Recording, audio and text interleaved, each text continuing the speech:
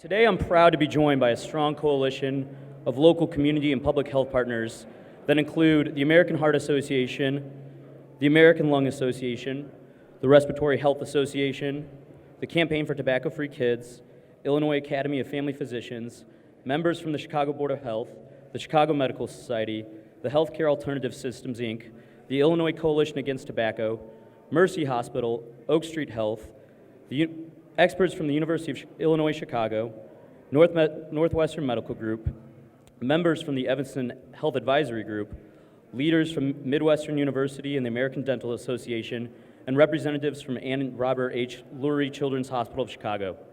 Today, our coalition is calling for the Chicago City Council to pass Mayor Emanuel's tobacco reform plan that raises the tobacco sale age from 18 to 21, increases the price of other tobacco products such as cigar and chewing tobacco, and eliminates coupons and other discounts, and the most recently introduced ordinance that will prohibit the use of smokeless tobacco at stadiums and sports recreational facilities.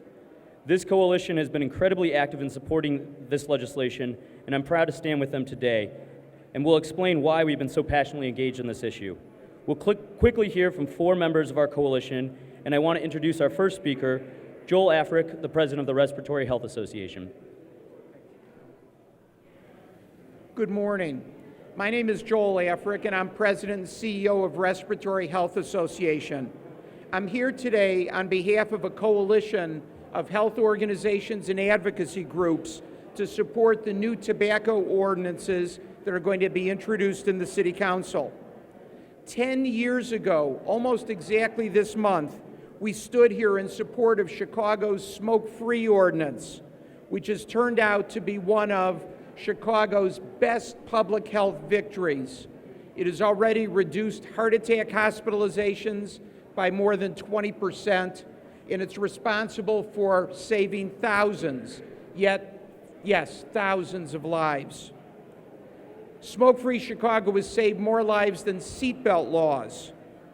The passage of that historic ordinance would not have been possible without the commitment and hard work of a group of dedicated aldermen who saw that a new day had come in public health and that it was important to protect hospitality workers, restaurant workers, and people in all workplaces of the dangers of secondhand smoke. That day, 10 years ago, they stood up to big tobacco and said it was time to clear the air for the sake of our families, our friends, and our co-workers.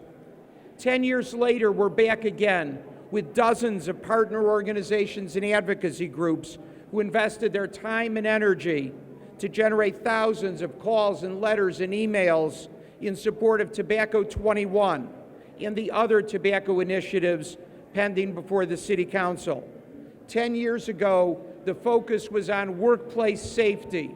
Today, the focus is on our young people and reducing the rate of youth smoking in Chicago so that perhaps we can make this the last generation to be so affected by tobacco addiction. Over the past 10 years, we've seen just a taste of what we can accomplish by uniting a group of aldermen committed to the health of their constituents. These are aldermen that are bothered that 1 out of 10 young people still smoke cigarettes, that there's a proliferation in the use of the so-called other tobacco products like cigarillos and little cigars. They're bothered that too few resources are devoted to helping people quit smoking successfully who want to quit smoking.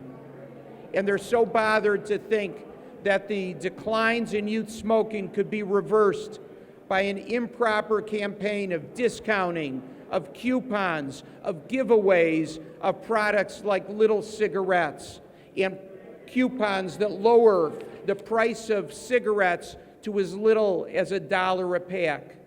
These aldermen recognize that the day has come to stand up for the health of Chicago, and that's what they're doing with the current legislation. Nico has already mentioned the various ordinances that are up for review today. Those measures are focused on one goal: protecting our young people. Aside from adopting a smoke-free law, the best thing we can do to reduce youth access is to increase the unit price of tobacco. Until today, the price of these little cigarettes, little cigars, and smokeless tobacco has never been raised legislatively. We also know that only 5% of the smokers start after the age of 21. If we can protect people until 21, there's a chance we will see that generation that's freed of tobacco addiction. Please note, these laws do not criminalize smoking for those who are under 21. Our focus is on big tobacco. Our focus is on the retailers. Our focus is on what we can do so that law-abiding people will not smoke.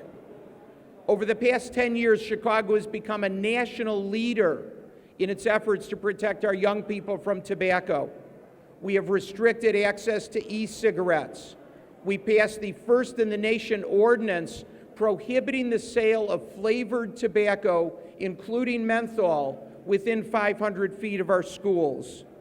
The next logical step is for Chicago to join the 100+ other cities who have passed Tobacco 21 ordinances already. And with that, we believe we can continue the decline in youth smoking. We look forward to the City Council hearing today. Thank you. Thanks, Joel. Next, we'll hear from Carolyn Lopez, the president of the Chicago Board of Health. Good morning. I'm Dr. Carolyn Lopez, president of the Chicago Board of Health and a family physician. I have seen firsthand the devastating effects of tobacco use on my patients. These are not the results of something sudden or unavoidable, but rather of a lifelong addiction that is entirely preventable. In recent years, the City of Chicago has made amazing progress to reduce smoking, but we need to do more. And today, the City Council has a chance to do just that. Tobacco use mostly starts in adolescence. The vast majority of adult smokers became daily users before 21. Raising the legal age to purchase tobacco will cut off teens' access to tobacco products and ultimately save lives. Increasing the price of tobacco is a proven strategy for reducing young people's use.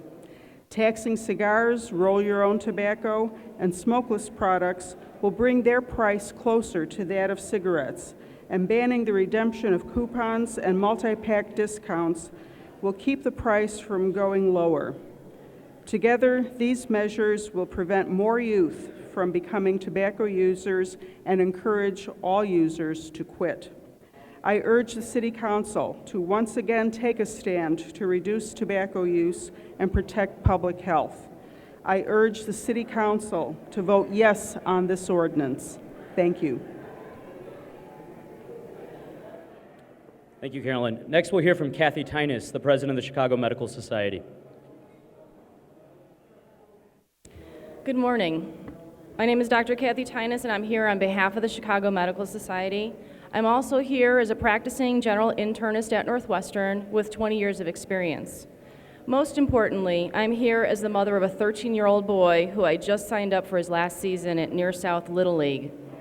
I think we can all agree that tobacco is a dangerous product. Almost 500,000 people die from tobacco-related illnesses each year, but it's not just smoking that poses a threat. Make no mistake, smokeless tobacco is a carcinogenic and addictive substance that causes cancer and heart disease.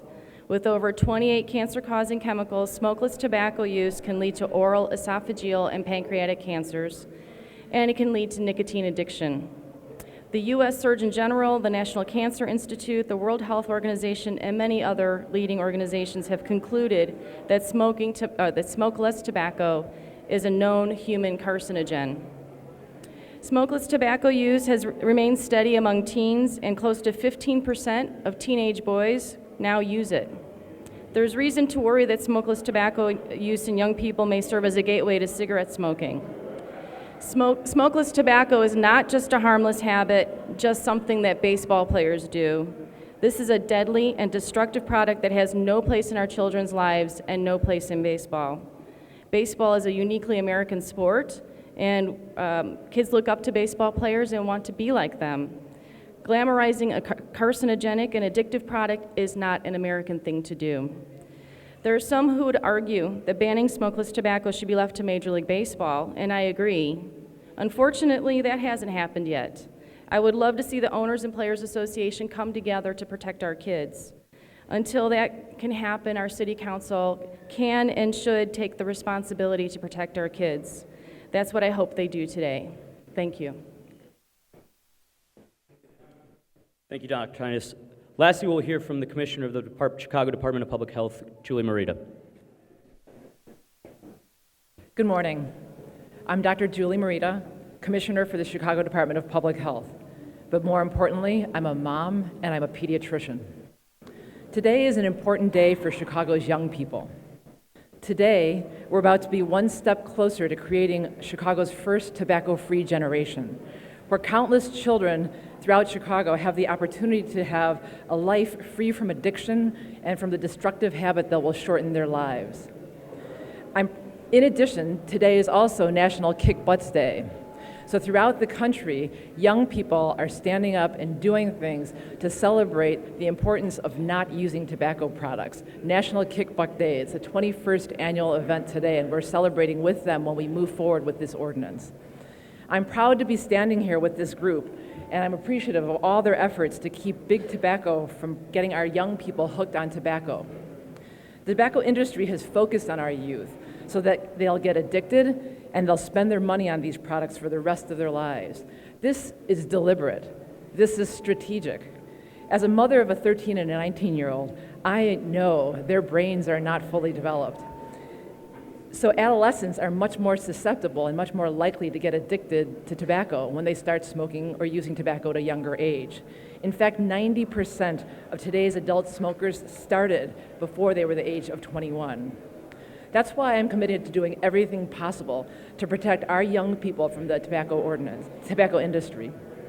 The ordinance that Mayor Emanuel, CDPH, and our partners have been championing raises the tobacco purchasing age from 18 to 21, taxes tobacco products other than cigarettes, including chewing tobacco and cigars, to make the price too high to allow young people to purchase them. And it also eliminates the coupons and other discounts that big tobacco uses to undermine our efforts to make tobacco products less accessible. The bottom line is big tobacco is preying on our young people, and this ordinance is an effective way to help fight back on behalf of the health and well-being of our youth. Our sons and our daughters are the future of Chicago. Assuring their health is the reason we have been fighting. They are the reason we will continue to fight, and they are the reason we cannot afford to back down now. Thank you. Thank you. With that, we'll take any questions. Nico Probst from the American Cancer Society Cancer Action Network. Any questions?